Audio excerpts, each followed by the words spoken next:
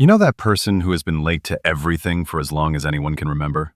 Late to school, late to work, late to their own birthday dinner? The one who sets 3 alarms, laid out their clothes the night before, started getting ready with plenty of time, and still shows up breathless, apologetic, and genuinely bewildered by how it happened again. Like lateness is something that occurs to them rather than something they create.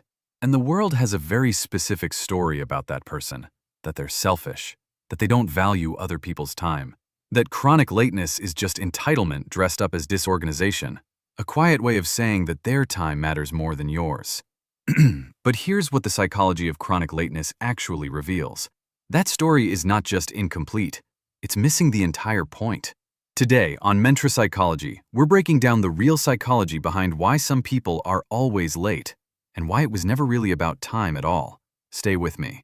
Let's dismantle the story that has been following the chronically late person around their entire life. The one that says lateness is a character flaw, that it's selfishness with a scheduling problem, that the person who can't seem to arrive on time simply doesn't respect the people waiting for them enough to try harder.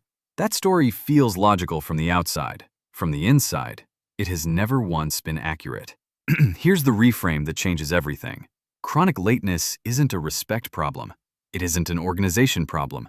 And it certainly isn't evidence of a person who doesn't care about the people in their life. For the chronically late psychology, lateness is almost always a symptom of a relationship with time so fundamentally different from the cultural standard that punctuality isn't just difficult. For some people, it's neurologically complicated.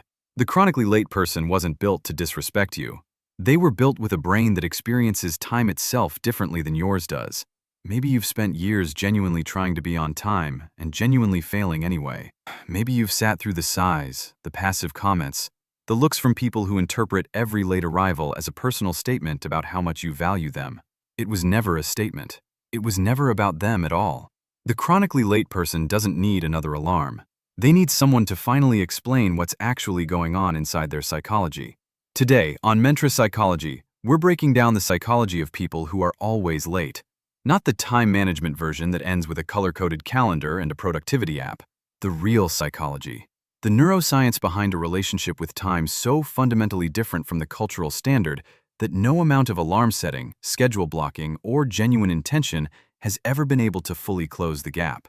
Because here's what the mainstream conversation about chronic lateness always gets wrong. It treats lateness as a behavior problem, something to be corrected through discipline, accountability, and enough social consequences to finally motivate the chronically late person into changing. But the psychology of chronic lateness isn't a behavior problem. It's a perception problem. And the difference between those two things is the difference between a person who doesn't care about your time and a person whose brain genuinely, neurologically, experiences time itself in a way that makes punctuality one of the most difficult daily challenges they face. Society calls the chronically late person inconsiderate. Science calls them something far more specific and far more worthy of understanding than that. Here's where the psychology of chronic lateness gets fascinating. Psychologists have identified a concept called time blindness, a neurological condition where the brain struggles to accurately perceive, track, and manage the passage of time in real-world situations. And here's the psychological fact that should reframe everything. Research consistently links chronic lateness to ADHD, which affects an estimated 10% of the global population. For these individuals, time doesn't move in a linear, trackable way. There is now, and there is not now. Everything else is neurological approximation. But time blindness only explains part of the chronic lateness psychology.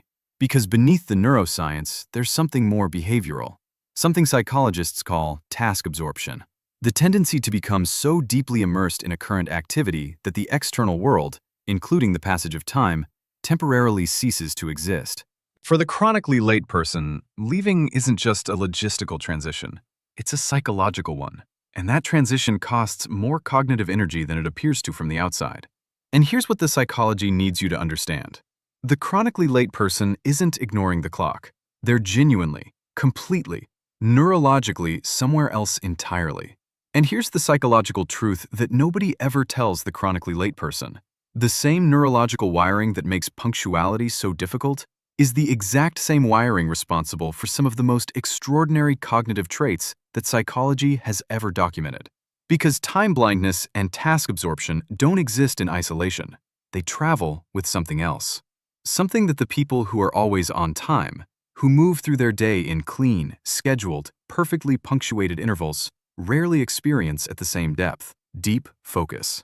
Psychologists call it hyperfocus, the ability to concentrate on a single task with an intensity so complete, so total, so utterly consuming that the quality of output produced in that state is virtually unmatched by any other cognitive profile.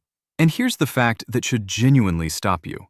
Some of the most prolific, most creative, most groundbreaking minds in human history were documented chronically late people. Leonardo da Vinci, Marcel Proust, Frank Lloyd Wright.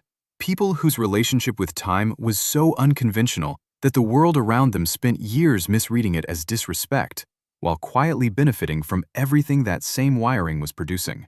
The chronically late person isn't wasting time. They're losing track of it because they're doing something extraordinary with it. And here's the part that reframes the entire narrative. Research from the University of San Diego found that chronically late people tend to be significantly more optimistic, more open to new experiences, and more likely to demonstrate creative and entrepreneurial thinking than their punctual counterparts. The chronic lateness wasn't the flaw the world made it out to be.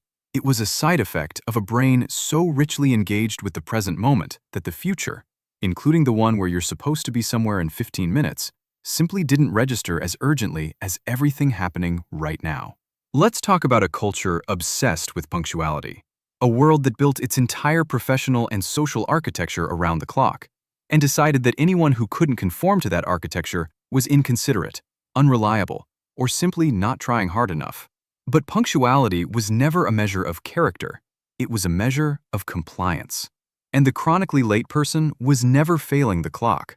They were just wired for a different relationship with time entirely. Now, honesty matters here. Understanding the psychology behind chronic lateness doesn't make the impact on other people disappear. The missed meetings, the cold dinners, the friends who stopped inviting you because the math stopped making sense. So ask yourself honestly, are you chronically late because of genuine neurological wiring, or because you've never been sufficiently motivated to build the systems that would compensate for it? Because one deserves compassion, the other deserves accountability. Understanding your psychology is never an excuse to stop trying. But for the chronically late person who is genuinely wired this way, you experience the world in a depth that the punctual person rushes past. You finish things completely rather than adequately. You lose yourself in work, in conversation, in creative thought, with an intensity that produces something the clock watchers of the world consistently underestimate. Your relationship with time isn't broken. It's just built for depth over schedule. Psychologists call it time blindness. On Mintra psychology, we call it the inevitable byproduct of a brain so richly engaged with the present that the future keeps arriving as a surprise. You weren't being disrespectful. You weren't making a statement.